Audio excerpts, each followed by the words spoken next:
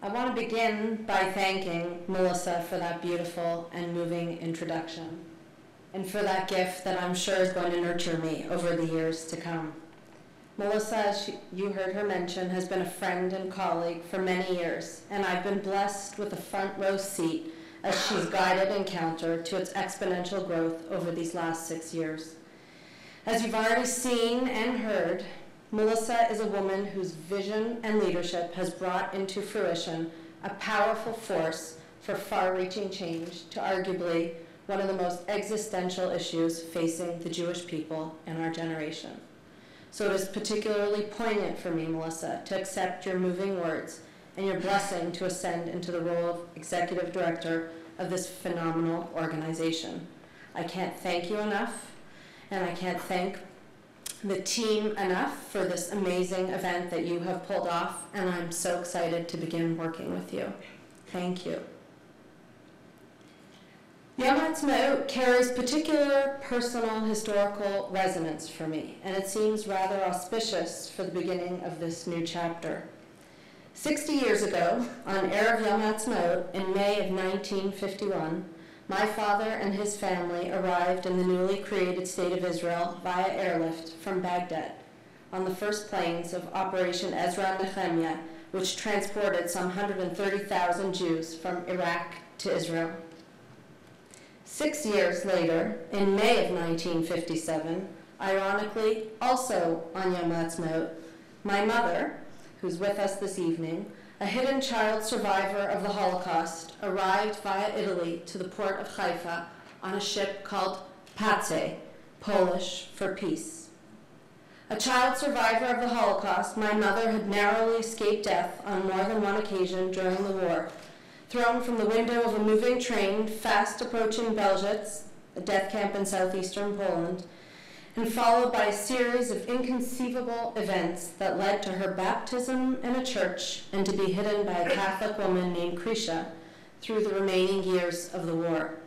At the young age of 17, a Holocaust survivor in a new country, my mother arrived in Israel just over half a century ago. I grew up in a home of this rich cultural complexity where Hebrew and Arabic, Polish and English intermingled and intertwined with one another.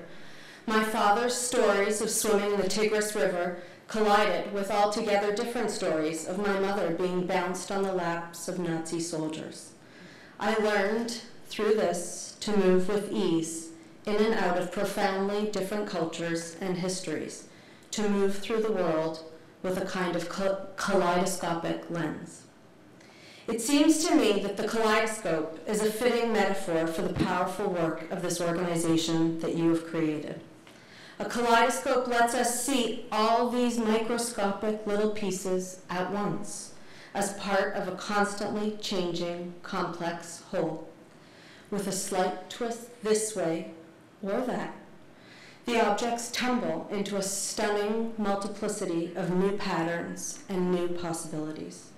The kaleidoscope symbolizes our capacity to continuously seek out new ways of seeing the world we thought we knew. Encounter is an organization that is equipping the leaders of the American Jewish community with kaleidoscopic lenses. This organization and all that it does enables us to turn what we know a little this way, a little that way, to integrate what that person sees that we don't yet see, and so on and so on. And then little by little, new possibilities come to light and take shape. Our trips to Palestinian cities, our Israel education curricula, our trainings, and ongoing work with alumni help us all look at a world we thought we knew in entirely new ways, so we can gain a broader, deeper, and more complete understanding of the conflict that what we would have otherwise never have seen.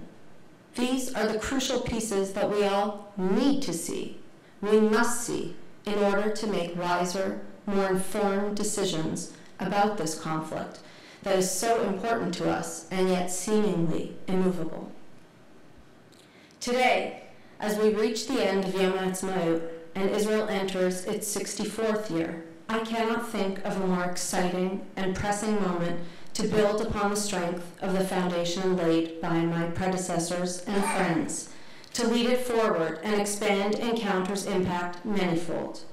To put it simply, this powerful new way of seeing that Encounter enables is bringing about tectonic, paradigm-shifting changes.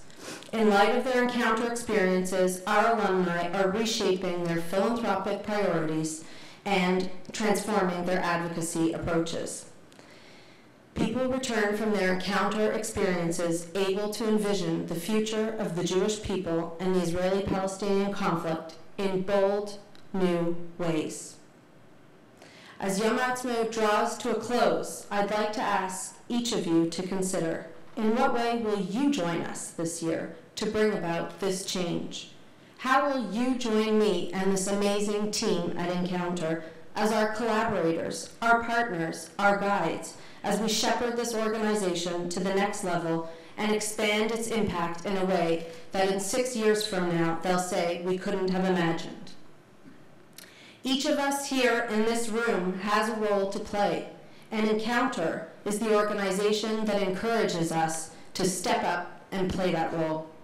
I couldn't be more honored to join an organization that is the embodiment of my deepest held values and my most cherished aspirations for the Jewish people and the state of Israel. And in that vein, I'd like to offer us a blessing, and as a first blessing before the Shema in our morning prayers, that captures my wish for us. Or chadash al Tzion ta'ir, v'nizkeh kulanu mehera le'oro. May you make a new light shine over Zion, and may we all swiftly merit its radiance. It is my hope and wish for all of us in this new year for the state of Israel, for Israelis, for Palestinians, and for the Jewish people, that we seek out those sources of light and that they give us the courage and the capacity to realize a vision of the future that merits the radiance of this new light. Baruch atah Adonai, Yotzer HaMe'orot. Blessed are you, Adonai, who forms the radiant lights. Thank you.